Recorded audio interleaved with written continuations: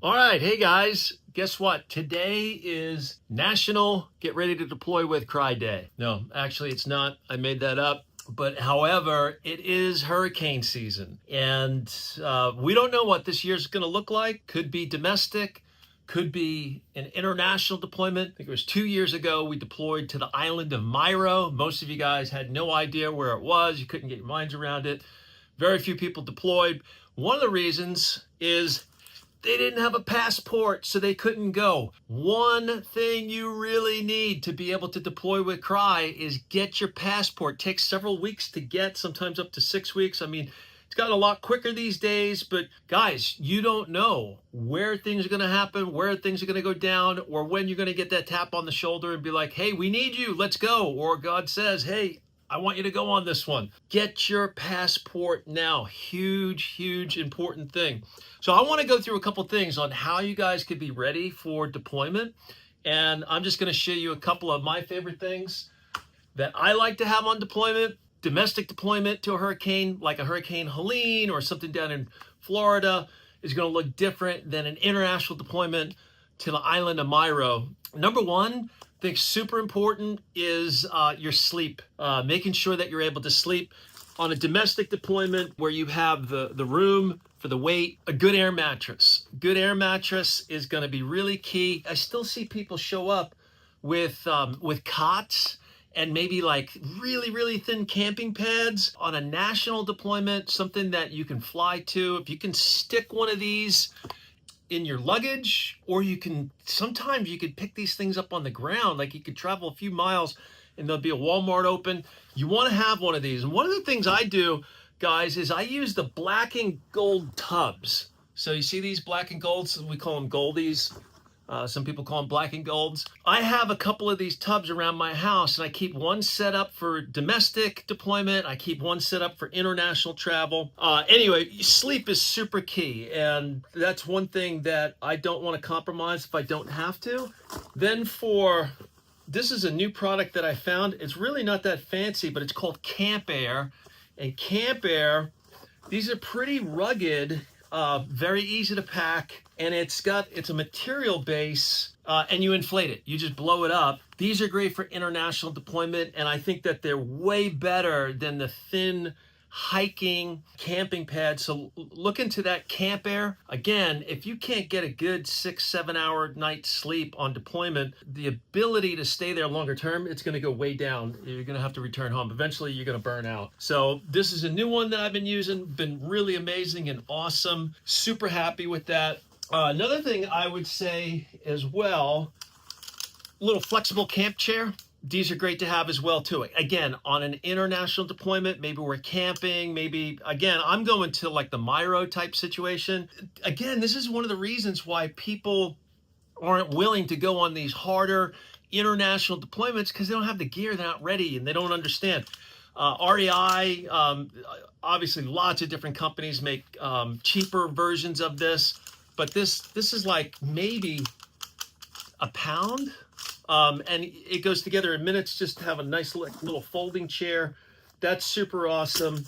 Another great thing to have in your pack, which I love, is at the end of the day, being able to shower. So a solar camp shower, these are fantastic. You hang that up, you put it up in the morning. In the afternoon, early evening, it's heated up, hook up the tube to it. I think you can get about 2.5 showers out of one of these bags. Again, that's what we were doing in Mayreau. Worked amazing. It's not charged right now. I have to replace the battery in it.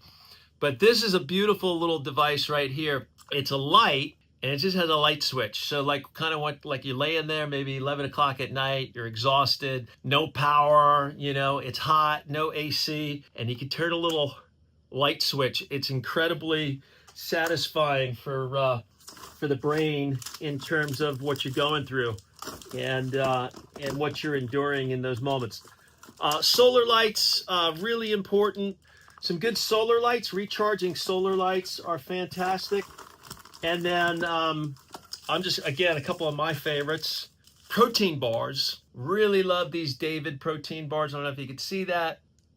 David, those are really good. And then these Pro Mix. They're very light. These are lightweight. These are a little bit heavier, but these things got like 30 grams of protein, only 150 calories. Love those personally myself. It's another pocket shower right here. There's a smaller shower bag, you know, in a Mayreau type setting. You know, mosquito net is really helpful to have in one of these kits. And again, some of this stuff, we got a lot of this stuff picked out on Amazon already. We can put the link to this video. You can go in. Some of our favorite things that we use, some of these things that I'm showing you, you can go ahead and just clack those off, put those in your cart, just start chipping away. You know, I always like to have an emergency sleeping bag. It's also a thermal blanket. You know, team member gets hurt, goes into shock blanket, pretty important. Always have some of these in my kit as well. Some dehydrated meals, really lightweight, doesn't cost you anything to have them in the kit. Very lightweight, maybe a couple of ounces. All you need is hot water. We survived on those in Mayreau for a long time. Another thing to think about, rather than a sleeping pad, hammock. You can throw a hammock up in between a couple of trees. You get up off the ground. You get away from the land crabs and the humongous centipedes, at least that were in Mayreau. Kept me up a few nights. This is another thing I like to use for coffee nuts out there. Yeti makes a little French press in a cup now, which is, that's pretty cool right there. But even easier than that is go for a good instant coffee as well. Keep all of your friends happy, keep your relationships intact. You don't want to get grumpy out there on deployment because you haven't had your caffeine. All right, the other thing I love is this is a Norwex towel. Different companies make this. It has silver in it, so it's a quick drying towel, and doesn't matter how long you use it on deployment, you just hang it up. It'll never start to smell. And then, you know, again, on international deployments, having a good pillow, good blow up pillow right here. Look at that. You know, you can travel with that on the plane, put it behind your back, put it underneath your seat. You're not taking up a lot of space. And then when you want to use it, you can blow it up. Lots of different varieties of these. But for those of you who may not be experienced in traveling internationally or going places where there may not be a lot of infrastructure, you know, some things to just think about. And, you know, what's your priority? What's really important to you? And, you know, obviously you can only take so much with you on deployment. In Mayreau, something like this actually helped you sleep through the night. So this was actually a critical piece of gear to have. And it's actually a charger as well. We didn't have power down there. We had some generators and we had some solar power generators. And this is another thing you want to look into, but you just have to know that there are certain restrictions on airplanes. But this is a little solar power bank. And again, I don't know the restrictions on planes and stuff like that. You know, you don't want to have one of these things. You want to have these in your carry-on bag so it doesn't start a fire in the storage, in the luggage area.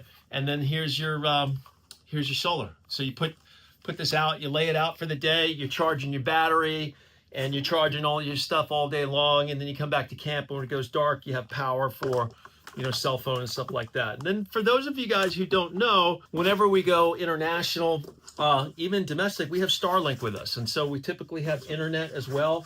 So we like to try and keep everybody connected. But those are a couple of things. I mean, I could sit here for an hour and go through, you know, tons of different gear items and things that I like to have on deployment. But it's just one of those things that's, what are your personal preference? What matters to you? Having a shower might be more important to you than, you know, having, you know, a certain type of sleep bag or sleeping pad. So again, it's all personal preference. These are just some of the things that I've learned. But most of all, I want you guys to be able to be ready for deployment. It's hurricane season. And, you know, the likelihood of seeing another Hurricane Helene type event this year, probably not going to happen just like that.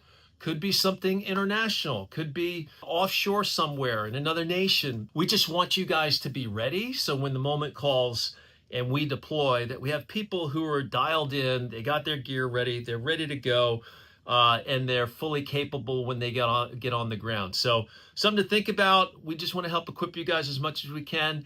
Don't forget, if you don't have your passport, get your passport, but ask yourself this question right now. Am I deployable? Am I ready to deploy? If something was going to happen this week, would I be able to pull the trigger? And begin to work through those sequences. Is it, you know, I got to talk to my boss and let him know that, hey, it's hurricane season. I like to deploy with Crisis Response International. Maybe you need to put a little bit of money away. Maybe you need your passport. Maybe you need to get a little more gear. Are you ready for an international deployment like a Turkey earthquake or, a hurricane in the island of Mayreau, St. Vincent and the Grenadines, tropical situation? Really, again, it was so tragic in Mayreau. They had, I think it was 100 and no, it was 200-mile-an-hour winds, no running water, no power, no food, completely annihilated. It was a remote location, didn't have a lot of infrastructure, certainly wasn't comfortable, and it was really hard to get enough people to go to get the job done. So we need you guys. Get ready to deploy. Are you ready? Let's go, let's go, let's go. Get ready to deploy. It is hurricane season, guys. God bless you guys.